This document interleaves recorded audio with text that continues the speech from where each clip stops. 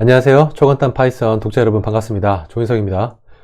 자, 벌써 파트 10까지 왔네요. 저희 기본적으로 배워야 될 내용들이 파트 10까지 배우면 거의 마무리가 됩니다.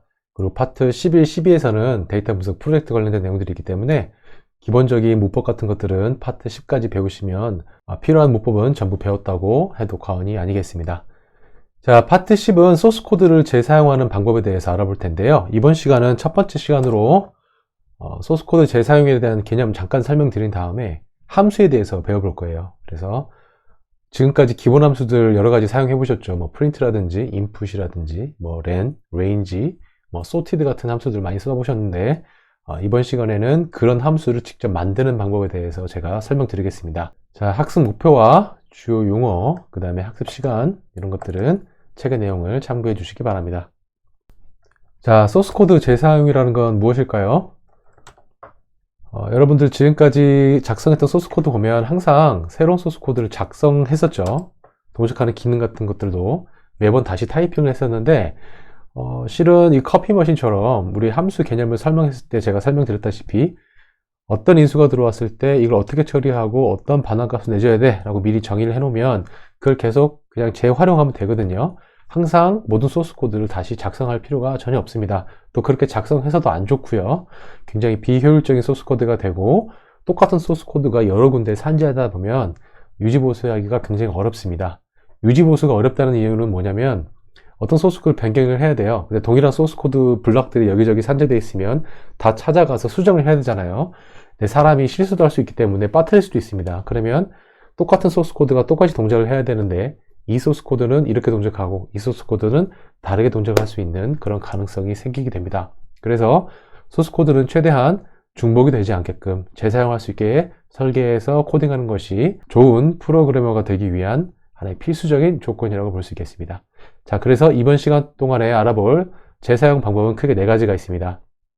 함수, 클래스, 모듈, 그 다음에 패키지입니다. 이 네 가지를 차례대로 살펴볼 건데요. 이번 시간에는 이 중에 첫 번째인 함수에 대해서 알아보도록 하겠습니다.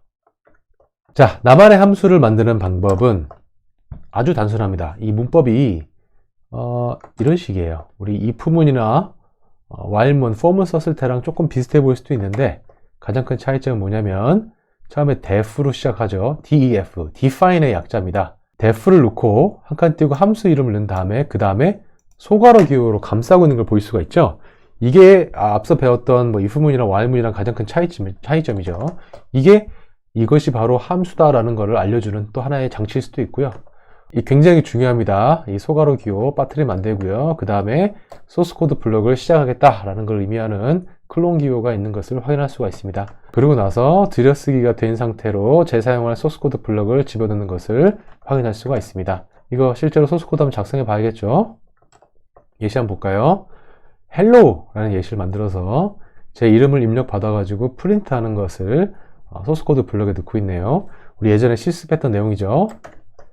자, 한번 해보도록 하겠습니다. def. 자, 주황색으로 바뀌는 거 보니까 문법에서 활용하고 있다는 거 알 수 있겠죠. hello라는 함수를 넣고요. 그 다음에 소괄호 기호 닫은 다음에 클론 기호를 넣고 있습니다. 그죠? 이 부분 꼭 확인하세요. 자, 그 다음에 값을 이름을 받으려고 했죠.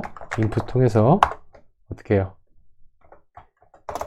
이름이 무엇인가요? 이런 식으로 해서 값을 입력 받아서 이 네임을 그대로 출력하고 있죠. 어떻게? 님 반갑습니다. 그쵸? 자, 이렇게 하면 함수가 정의가 된 거예요. 사용하는 방법은 단순합니다. 자, 함수명 넣고 소괄호 기호를 넣으면 돼요. 여러분들 프린트 사용했고 인풋 사용했고 이런 기본 함수 사용할 때도 함수명 넣고 옆에다가 소괄호 기호 넣었었죠. 이렇게 헬로 해가지고 엔터를 치면 이름은 무엇인가요? 이렇게 뜨죠. 자, 그럼 제 이름 적어 보겠습니다. 자, 그럼 조인선님 반갑습니다 라는 것이 출력되는 것을 확인할 수 있습니다. 이런 식으로 이 헬로는 계속 사용할 수 있다는 거 조우진 해볼까요? 조우진님 반갑습니다. 이런 식으로 재활용할 수 있습니다. 자, 어렵지 않죠? 여기 보시면 예제 소스 코드 하나 더 있는데 이 부분은 여러분들이 직접 한번 실행해 보시기 바랍니다.